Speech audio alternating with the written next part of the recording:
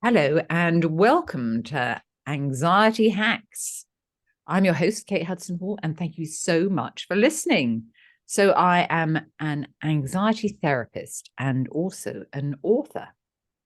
So I have this podcast. Let me just tell you briefly about the podcast. So it's for people who have had anxiety or have anxiety in their difficult struggles through their journey with anxiety, and then also to professionals who work with people with anxiety. And it's learning the different tools and different ways, and because we want to share as much information as possible to be able to give everybody, the opportunities, different ways to be able to use, to be able to help you to be able to begin to break your anxiety patterns. So thank you everybody for listening. Now, before I delve in, let me just tell you about my new book. It's called Anxiety Hacks. And there are many, many, many different ways that you can begin to break those behaviors connected with your anxiety. So it's jam-packed full of lots of different tools and techniques and ways that you can use to begin to work with your anxiety. And I just wanted it to have as much information as possible in there to be able to, because we're all different. So to be able to help everybody, in whatever way they feel that would work for them.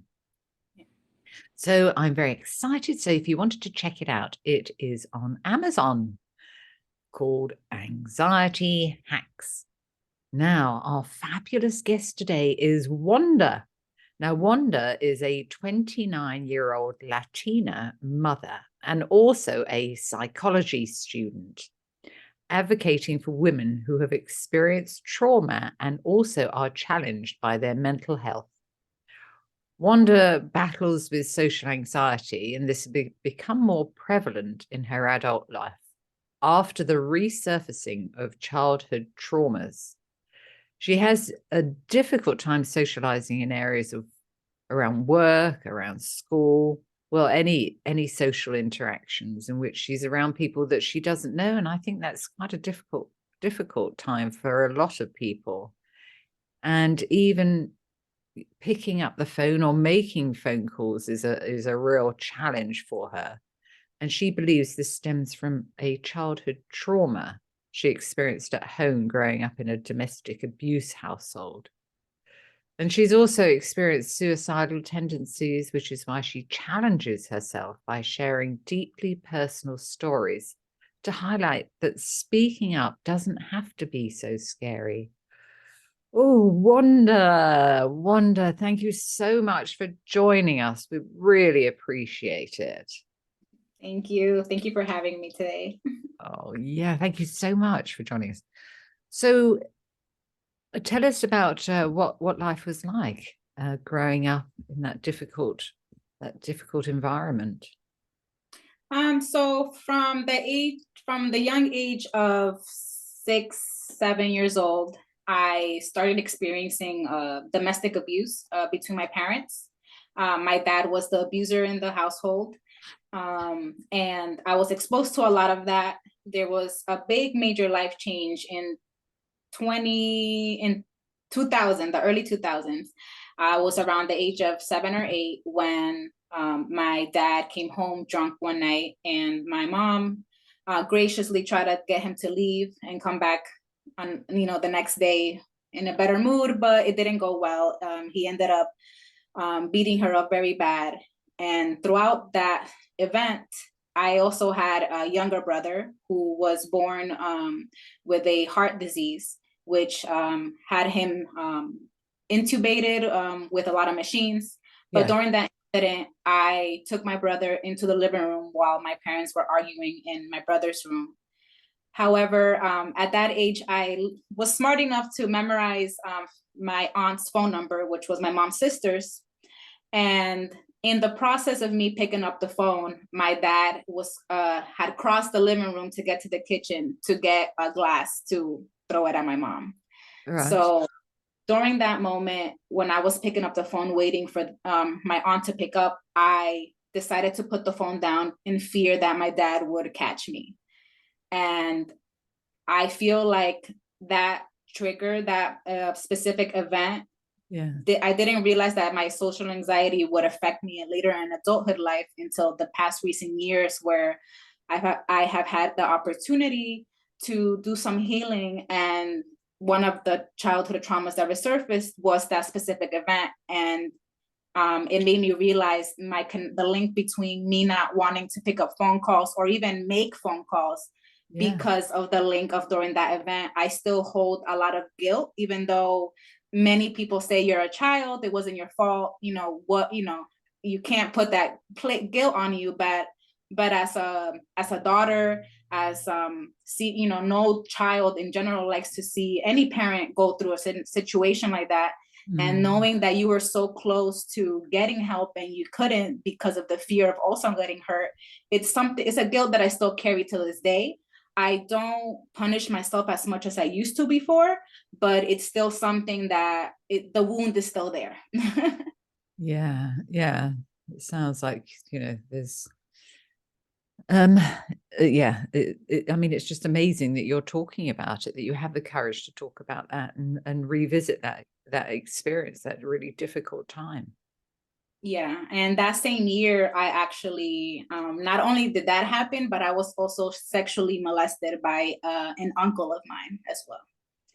So, oh my gosh, the mix of those two events ended up impacting me in a way that it's gonna be a lifelong journey. I don't see it in a pessimistic way. I just see it in a more realistic way, and realizing that this did happen to me. This did affect me, but I do have the opportunity now to heal, because now my motivation is my children. I believe a lot in generational trauma and also being able to heal from generational trauma.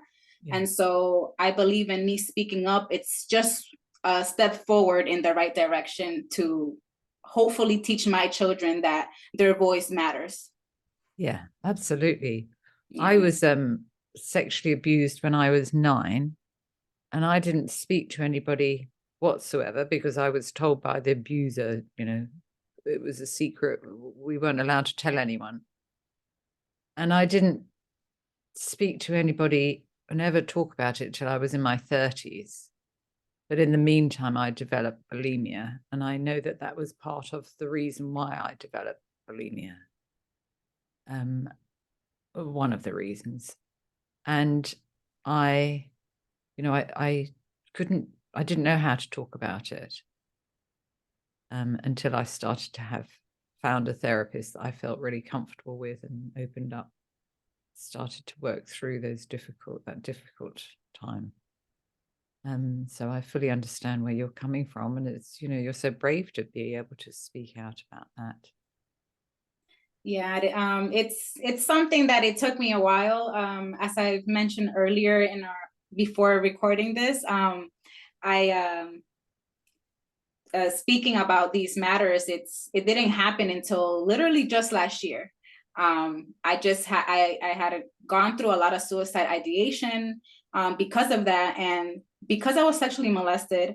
The year that I returned back to New Jersey, which is my home state, my children were put in a predicament that the same thing could have happened to them had I not gotten there in time. And so that's what resurfaced all the childhood traumas, because we as survivors, we know what that pain is like. And as mothers, the last thing we want is our kids to relive the same trauma that we did. Yeah. And realizing that could have happened to my kids broke me, because it's one of those things like, how could I let this happen? I should have known better. The list can go on and on with the self-guilt. And that's when the suicide ideation came really, really strong. Luckily, nothing ever happened. I had a loved one who talked me out of it and was telling me that I mattered. And, it still hits home. It's still something that hurts. But this is why I'm here today. Wow, gosh. But your sons, you managed to step in time. Yes.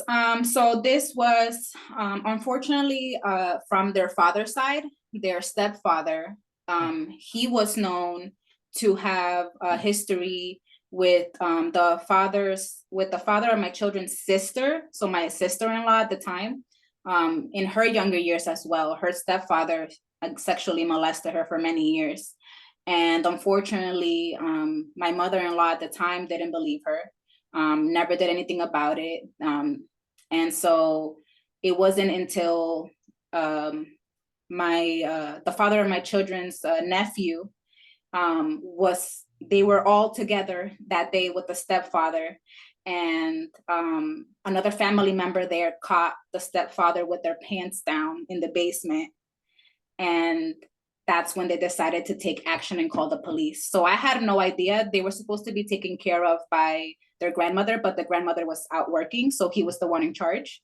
So when I got the call from my youngest, who at the time was 6 years old, he was like, "Mom, the police are here." And I immediately ran to the house, and thank God to this day, the police were protecting them. They were safe in a room, but it doesn't take away from the fact that like it could have happened. Like I will never know until my kids are older if anything actually did happen, because they're young kids, and again, as survivors, we know how much power an abuser can hold and the manipulation that could go into it. So child services came through, they were interviewed, like it was a whole chaos. Oh my gosh. And so like that's what like broke me down, because again, like I already lived through I was able to survive it, but it's a scar that just, it will never leave your mind, we can heal a lot from it, but it's a scar that it just won't fade because we lived it in that moment. And so I'm thankful that my kids were untouched, but I don't know the repercussions of that event until they grow up older, and hopefully hopefully they were young enough for them to forget. But at the same time, it happened at the same age that I was when that happened to me, and I still remember detail by detail. So I just pray that when they're older, that if it does affect them, that they're able to speak up and feel safe to do so. Yeah. But with your guidance and or your knowledge, they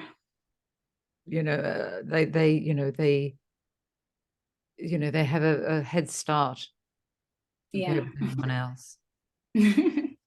That's what I try to teach them. Like, it's like, hey, like, if no one's allowed to touch you, especially in your private parts, and if anyone touches you, please let me know, or even if you don't feel safe with me, let someone know. Like, the whole point is to get them to understand that they have autonomy, they have the right to say no, they have the right to let anyone know if they're in danger. And that's something that I feel like, at least coming from the Latina perspective, it's too common where Latino households tend to shove everything under the rug. Like, don't say nothing, or that's your family member, so let's not, create more burden, but forgetting that the true victim was the one who lived that experience. Absolutely. Yeah. Gosh, what a difficult time. So if we can just sort of round up to your anxiety now, it's interesting how you've made that connection, that specific connection with that past experience you have, and you're surrounded by your anxiety about picking up the phone. Yeah. And so, well, Wanda, so how do you deal with your anxiety? What different ways has helped you to be able to cope? So some of the ways that actually anxiety shows up for me, it is through phone calls, but it's also, I've noticed that it's not hard necessarily for me to make friends. It's hard for me to make the first move or to open up. So I feel like I naturally gravitate towards people who just come and say their whole life. I wish I could do the same. But even a simple like even if it means, oh, hey, my name's Wanda, I like to do this, I start trembling, or my voice starts shaking, or I feel like I'm sweating, even though it may not look like it. Like, even before doing this podcast, I my stomach started hurting. I had to put on like a meditation to calm down. I started feeling very Oh, anxious. did you? Oh, I even cried. Like, I'm being transparent because it's stuff that like I want people to understand that there's still moments that you won't be able to control it when it comes. And sometimes you'll ask yourself, where is this coming from? And sometimes nothing may be going wrong in your life, but because of that trauma, the smallest whiff of a smell or a sound can trigger that. And it's understanding that, is reminding yourself that you're safe in the present moment. yeah, absolutely. Absolutely. And maybe having a phrase that you could connect to each time you have that feeling, Yeah. to remind yourself that you're safe. Yeah. And so for me, it's explaining to people that it's beyond me being shy, because I get that a lot, like, oh, you are very shy, or I've even been called arrogant because I stay to myself so much. Yeah. And I've gotten called that at work, and people know that I'm respectful and that I'm nice, but when they're really honest and they start to get to know me, they'll be like, Wanda, initially I thought you were kind of arrogant because you don't talk to nobody, you stay to yourself, you like working by yourself. And I'm like, when will it be enough for people to understand that it has nothing to do with them? It has nothing to do with what's going on at the moment. It's just past traumas that have prevented me from being able to trust people and being able to be open and share these deep truths. Because most of the time I actually did a post one day, asking, basically saying, what does the question, how are you, really mean to you? Because I feel like we use that question too loosely, like, oh, how are you? Like, even if we're at work, we're like, oh, how are you? Or how you doing? And we're like, okay, good. And that's it. Yeah. It's like, for me, it's like, if you don't really mean it, then don't just say hi. Don't say how are you if you don't care. Because if you're not ready for my response, then this is why I don't open up, Yeah. And so some of the things that have helped me has been journaling. Journaling has been like one of my main things. I actually just purchased a journal to start the new year, and that will be my 8th journal that I've done in the last 3 years. Your 8th? Yes. That's amazing. And there I try to be consistent, but I've also learned to not put pressure on myself, because one thing that did not motivate me, because I got the inspiration from my mom.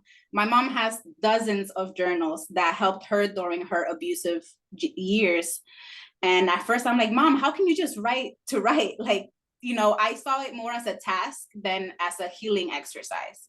And that's what I tell people now. I'm like, I recommend journaling, and I'm like, don't see it as a task. Don't see it as something that you have to do. Just see it as another way to let it out. Before, I used to lash out or just have these tantrums or have all these negative intrusive thoughts, knowing that they were not true. But once I wrote them down on paper, I was able to sleep better. I was able to communicate better. Absolutely, because then you can let it go, can't you? Yeah. So you've been doing that for 4 years then? Yeah, for 4 years. Yeah. That's amazing. Amazing. Well, I'll just tell you briefly that when I was, so when I was, I don't know, I had a 5-year diary. My brother bought me a 5-year diary. So when I was 11 or 12, and I would write in it every day. I didn't write so much about my feelings because I didn't really know what a feeling was then. But I was, and I went to boarding school. So it's a lot about that sort of thing. And anyway, so my brother said to me when I started it, this is my older brother, he said to me, look, I will give you, if you write in that diary every day for 5 years, I will give you £5. And this was in the 1800s. So it was a long time ago. £5 was a lot of money. I was like, oh my gosh, I was like so focused. And I wrote in this diary every day for 5 years. And so by the time I finished, I don't know, I was like 16. I can't remember the exact years. Anyway, so New Year's Eve, when I was just writing my last page, I was all so excited. And then I said to him, look, tomorrow you're going to give me that £5. Ooh. And he said to me, I've got to read it first. I was like, oh, Oh. For a 16-year-old girl to have her older brother read it. No, Yeah. that never happened. And I never got my but it's so powerful to be able to use it properly, just to be able to tune into what those feelings are that you're having and write them out. Yeah. So many people find it hugely helpful. I know that I have done over the years. No, it's true, and something else I recommend when it comes to journaling, it's see it as like something fun, like see it like, okay, don't just see it as you're gonna buy a journal, like try to make it a good experience, like choose a colorful one, or for example, the journals I get are more like spiritual, so they come with these vivid colorful images with like spiritual messages, so those help me center myself to see what I can write. Like if I don't know what to write, or I know I just need to let it out, but I don't know how, excuse me, a certain quote that's there for that, when I open the page, helps me like center myself and be like, okay, this is what I can write about. Or sometimes it may not even make sense. I also tell people that, like, sometimes just write. You can write the alphabet, but just get yourself to let it out through writing, because I feel like one thing is to read words and one thing is to use your hands to write it, you know, like we can record ourselves, we can, you know, read and everything, but like writing, I don't know, it's just like an energy exchange from the heart to paper that we can become we can feel lighter afterwards. Yeah, absolutely. And I love the idea of the quotes in that journal. Yeah, because I've made some coloring books. Okay. And I've got 4 now. I've got 1 for anxiety, and the other 3, one for binge eating, 1 for bulimia, 1 for anorexia. But it's not just a coloring book. So it's got a mandala, a picture of mandala on one side, and then there's a beautiful quote over that mandala. So as you're coloring in, you can be focusing on that quote. And then there's a question on the opposite page that it would be related to that. So what can you learn basically from that quote as you color in? You could be thinking about how it can help you to be able to, you know, to work through whatever difficulty you may be having. And then you can also write it down on the other page of, you know, how that quote helped you. So, but, you know, quotes are so powerful because it gets you thinking and tuning in and connecting with that quote and how, you know, how it resonates with you. Yes. It's I like that you mentioned that, because I also believe in art being very therapeutic. I love coloring. Like when my anxiety is through the roof and I don't know what else to do with myself, I resort to coloring. Like that allows my mind to relax, and at the same time I'm not overthinking about things that are just not happening in the present moment. Exactly. So you are, you know, like, you know, so with these coloring books, is you're focusing on that quote and thinking about that quote, or you're just focusing on the colors. Yeah. And enjoying the, you know, because it is so therapeutic to be able to do coloring and getting inside those lines if you can. Yes. Oh yeah, I love it. Absolutely. And then another thing that has helped me has been nature. I am a nature lover. The more I can get out there, the better for me. I actually consider myself a nature photographer, because during my lowest times is when I have gone out to nature, just me and my camera, and I'm able to appreciate the beauty that life truly is, because we go through a lot of tough challenges, but once you escape into the woods or even a simple trail, like the fact I feel like nature forces you to be present. And when you're present in nature, you hear sounds that are just soothing for the heart, for the mind, for the soul, for everything. And I could be entering nature feeling low, but I always feel re-energized by the time I leave. Yeah, absolutely. And that energy, the energy that trees provide. Oh yeah, I'm that person that you'll see, you keep me walking and I'll be hugging the tree. That's just me. Oh, Wanda, you and me together. When my older sons, when they were like, you know, 4 and 6, I would take them for a nice walk in the woods, and then I would have them hugging the trees. Yeah. Yeah, I don't think they'd do it now, but because now they're in their 20s, I don't think they would do that. But they should do. Yeah. Well, because trees give off energy. It's true. You choose a tree and then you can feel that energy from that tree. And it's Yeah. your choice whether you want to go ahead and believe it or not. But Yeah. for me, I truly believe it does work. Yeah, I do that a lot. I always try to like pick a certain tree, and then I'm like, all right, tree, me and you are gonna connect today. And it's true. And you don't have to necessarily, if you don't want to hug it, you don't have to. But I literally talk to the tree. I'm like, hey, tree, thank you for holding space for me. I'm here to connect with you. And I did that a few months back in front of my house right now. And literally the moment I closed my eyes and tried to connect with it, I felt something. I don't know what it was, but I felt something. And it was enough for me to be like, you know what? Everything's okay. I'm safe. I'm here. I'm able to touch. And that's another thing. Like once you're going through an anxiety attack, try to find, like, there's a technique, like find 5 things around you. Try to focus on those 5 things.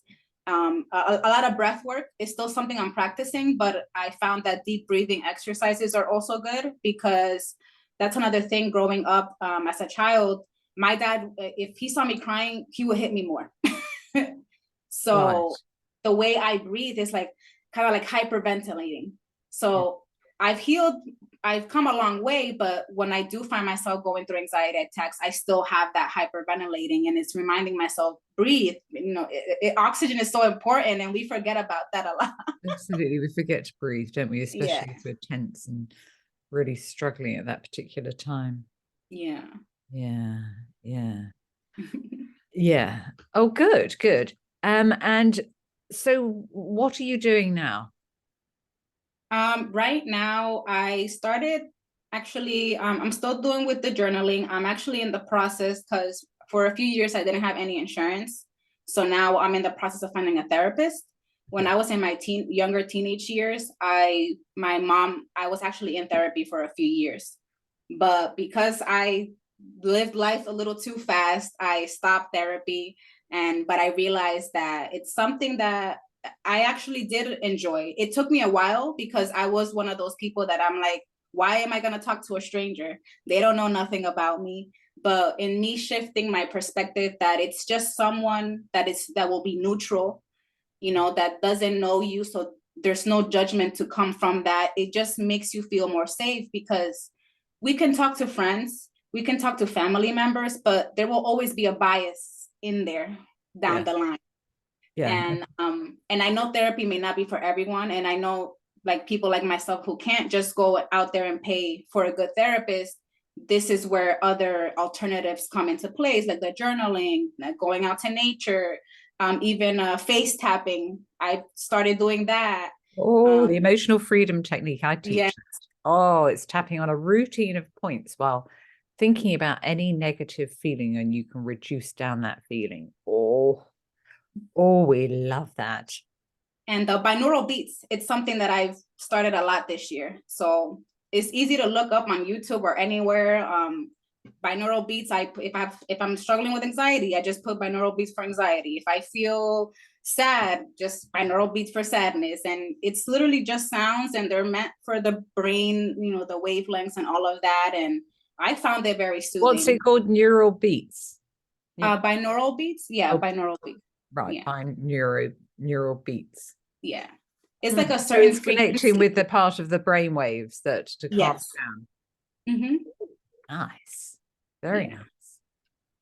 Oh, and also the on your YouTube, so Her Story in a Smile.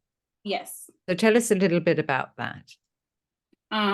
So because of going through all that childhood trauma, the resurfacing of it all, right now I am newly divorced. I divorced late last year as well. That also came with a set of traumas. I decided that during that low time where my suicide ideation was strong, I had to have an honest conversation with myself and ask myself, did I really want to die, or was I just tired of the life of suffering that I was living. And during that moment, I was also part of a women's organization where we were asked to come up with a community project. It didn't have to come to real life, but just to brainstorm the idea. That's what they were trying to get us to do. And so with my love of photography, with my love of speaking about these matters, I was looking through my photo album one day, and I was realizing that a compliment that I get a lot is my smile. They're like, Wanda, I love your smile. You have got a beautiful smile, Wanda. Thank you. And so then when I was looking at a picture of myself, especially during moments that I know I was low, I was like, if only people knew what was truly behind my smile.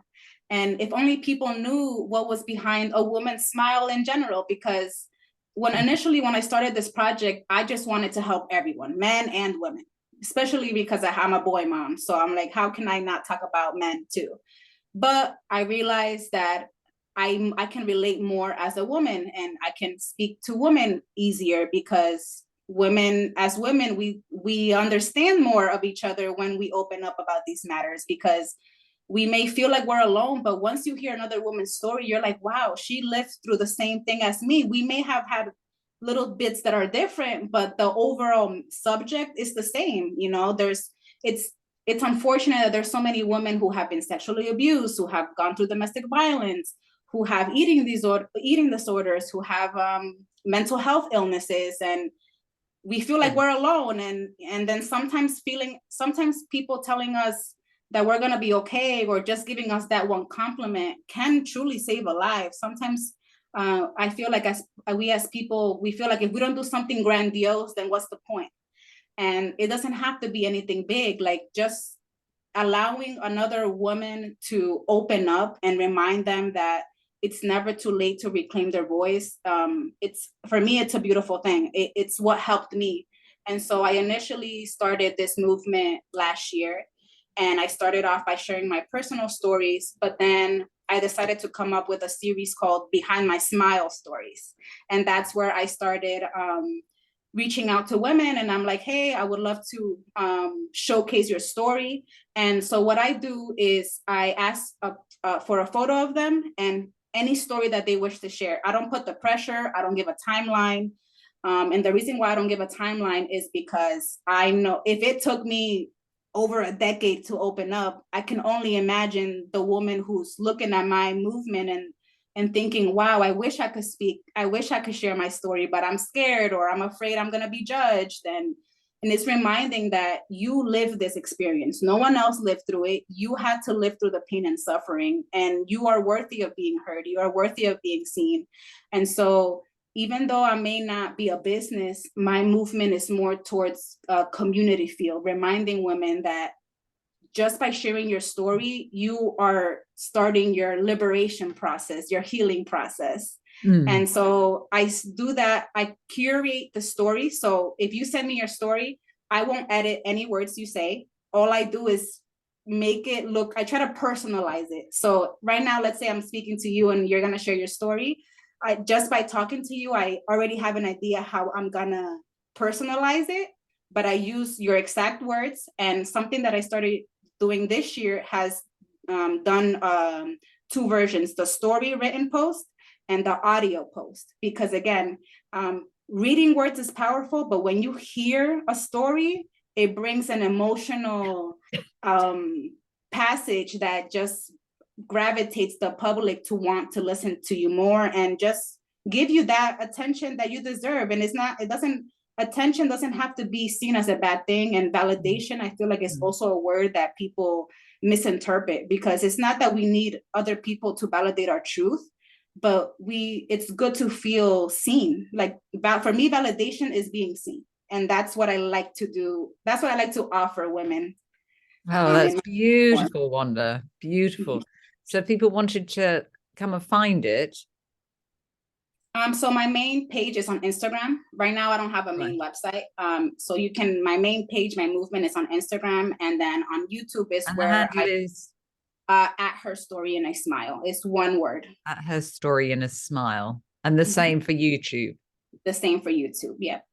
Yeah. Oh, Wanda, well, thank you so much for joining us and sharing all those wonderful, powerful, different ways that help you with your anxiety, and plus sharing your story.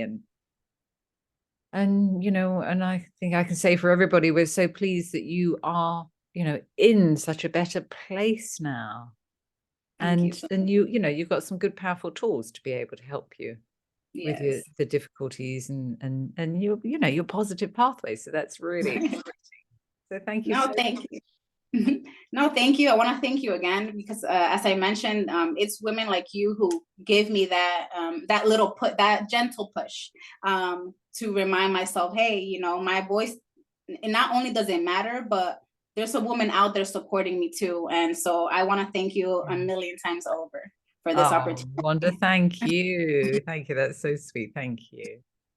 So that's all for today's episode of Anxiety Hacks. And so thank you to everybody for listening.